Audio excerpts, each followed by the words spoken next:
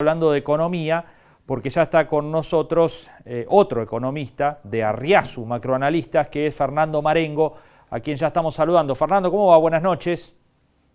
¿Qué tal? Buenas noches, ¿cómo están? Muchas gracias por llamar. ¿Cómo están? Bien, muchas gracias por estar allí. Bueno, recién Alfredo Blanco, otro colega, decía, vamos como en un barco donde parte de la tripulación quiere ir en un lado, parte para el otro, las velas se están deshilachando.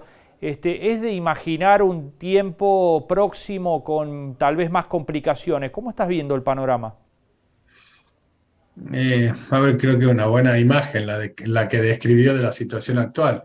A ver, el panorama se complicó a partir de hace un mes, cuando colapsó la única fuente de financiamiento que tenía el gobierno hasta el momento. El gobierno se venía financiando con colocación de deuda ajustada por inflación, deuda a ser, y por un evento, creo que de mala praxis, básicamente, digamos, colapsó ese mercado. Y a partir de que colapsó ese mercado, tenemos un gobierno que tiene un déficit fiscal que necesita financiar y tiene vencimiento de deuda que necesita refinanciar, con lo cual hay toda una necesidad de financiamiento que al gobierno se le complica conseguir digamos, la fuente de financiamiento necesaria, y entonces se recurre fundamentalmente al Banco Central para hacer ese financiamiento vía emisión de pesos.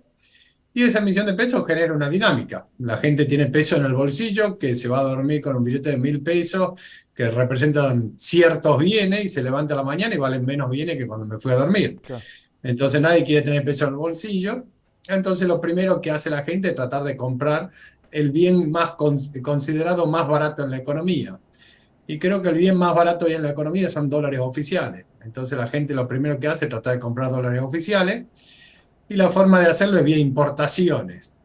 Lo segundo que hace es ir a mercados alternativos como el contado con liqui, pero estas dos dinámicas lo que te generan son que cuando las importaciones crecen fuertemente, el Banco Central pierde reservas, no tiene tantas reservas, entonces empieza a poner restricciones.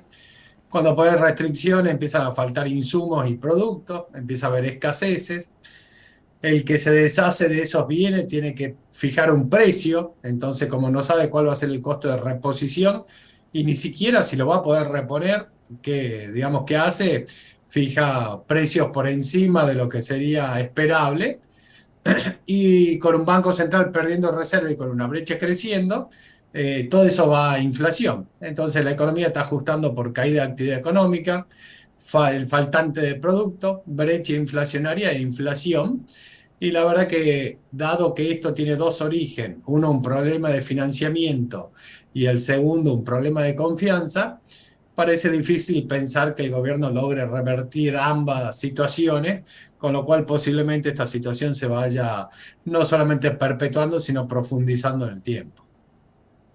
¿Cómo evaluás las primeras semanas de la ministra Batakis, Fernando?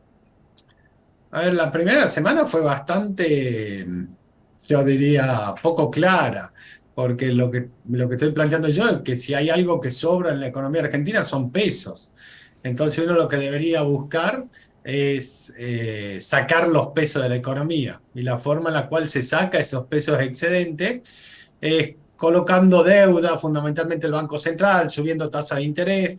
¿Qué hace? Trata de tentar al tenedor de pesos para que, en vez de estar dando vuelta con esto, buscando importaciones, contado con liqui, pérdida de reserva del Banco Central, que compre un bono del Banco Central a tasa elevada.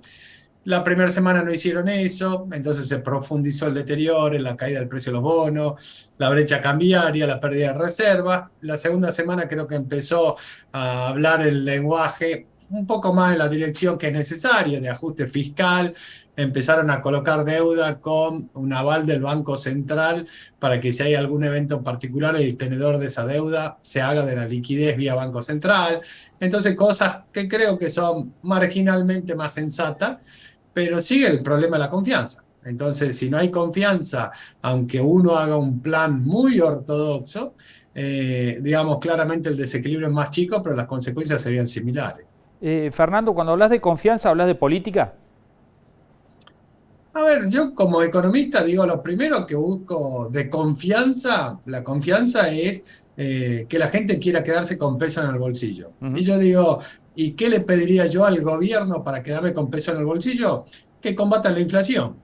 Entonces, bueno, ahí se abre todo un problema que atañe a cosas institucionales, políticas, jurídicas y mucho. Porque para bajar la inflación, tiene que bajar el déficit fiscal, para bajar el déficit fiscal hay que bajar el gasto público, hay que estabilizar el tipo de cambio, hay que desindexar la economía, hay que tener flexibilidad de precio a la baja. Estas son las cosas necesarias para combatir la inflación. Ahora, si empezamos a discutir, bueno, ¿cómo hago para reducir el déficit fiscal vía baja del gasto público? Y bueno, creo que ahí empezamos a ver los problemas políticos, porque no, queremos bajar la inflación, pero no queremos bajar el gasto público. Y es complicado, digamos. Queremos bajar la inflación, pero el tipo de cambio se deprecia al 5% por mes. Y es muy difícil que la inflación vaya por detrás de ese ritmo de depreciación del tipo de cambio.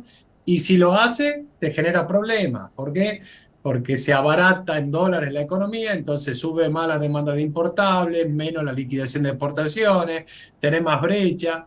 Digamos, es una historia que hemos visto en Argentina muchas veces, lamentablemente, y estamos entrando una vez más en un periodo de crisis clásico de Argentina. Bien. Sí, Fernando, sí. sí, sí, Marcos. No, quería saber, Fernando, ¿qué opinás de esto que se está diciendo de la posibilidad de desdoblar el tipo de cambio para el agro? ¿Puede tener algún efecto importante?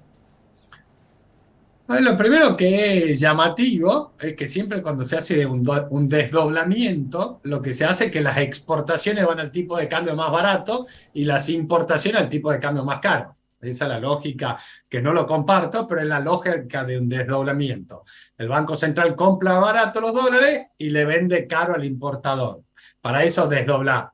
Pero ahora, digamos, llegamos a una situación donde, como el exportador está viendo una brecha muy grande y no te está liquidando, le tenés que dar algún incentivo. Entonces te dicen, bueno, no liquides todo al oficial, liquida un poco al oficial y un poco al financiero, al alternativo.